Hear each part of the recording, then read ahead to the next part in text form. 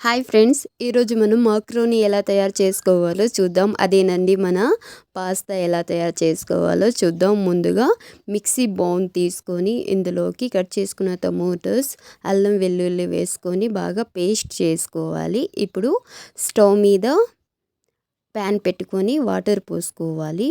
బాగా వాటర్ వేడైన తర్వాత ఇందులోకి పాస్తా యాడ్ చేసుకోవాలి. యాడ్ చేసుకున్న తర్వాత మూత పెట్టేసేసి ఒక 6 to 7 minutes కుక్ అవ్వాలి. కుక్ అయిన తర్వాత మనం తీసి పక్కన పెట్టుకోవాలి. ఇప్పుడు ప్యాన్లో తగినంత ఆయిల్ పోసుకొని సన్నగా కట్ చేసుకున్న ఆనియన్స్ వేసుకొని బాగా గోల్డెన్ కలర్ వచ్చేంత వరకు వేయించుకోవాలి. ఇప్పుడు పేస్ట్ చేసుకున్న మొత్తం ఇందులో యాడ్ చేసుకోవాలి. బాగా కలుపుకోవాలి. కలుపుకున్న తర్వాత ఆయిల్ పైకి వచ్చేంత వరకు కలుపుకోవాలి. ఇప్పుడు ఇందులోకి కొద్దిగా కారం, ధనియాల పొడి, పసుపు, ఉప్పు వేసి బాగా కలుపుకోవాలి. ఇలా ఒక 2 నిమిషాలు మసాలా అంతా కుక్ అయిన తర్వాత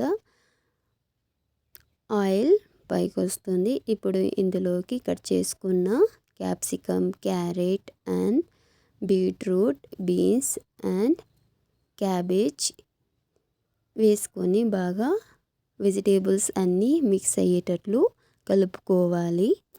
కలుపుకున్న తర్వాత మనకి హై ఫ్లేమ్లో ఒక 6 to 7 minutes కుక్ అయితే సరిపోతుంది. ఇలా బాగా కలుపుతూనే ఉండాలి. కలర్ కూడా మనకి చూసేదానికి చాలా బాగుంది. ఇప్పుడు మూత పెట్టేసేసి లో ఫ్లేమ్లో 2 minutes కుక్ అవ్వాలి. తీసేసి ఇప్పుడు ముందుగానే మనం కుక్ చేసుకున్న పాస్తా ఇందులో యాడ్ చేసుకోవాలి. యాడ్ చేసుకున్న తర్వాత మసాలా మొత్తం బాగా పట్టేటట్లు కలుపుకోవాలి. మొత్తం బాగా మసాలా మొత్తం మక్రోనీస్ పట్టేటట్లు కలుపుకోవాలి. కలుపుకున్న తర్వాత ఇందులోకి కొన్ని కరివేపాకు వేసి తర్వాత కొత్తిమీర వేసుకోవాలి. ఇలా చల్లుకున్న తర్వాత మొత్తం ఒకసారి కలిపేస్తే సరిపోతుంది. ఇప్పుడు సర్వ్ చేసుకుని తింటే ఎంతో రుచికరమైన పాస్తా మనకి రెడీ అవుతుంది. Please do subscribe, like, share and comment. Bye. మళ్ళీ కలుద్దాం.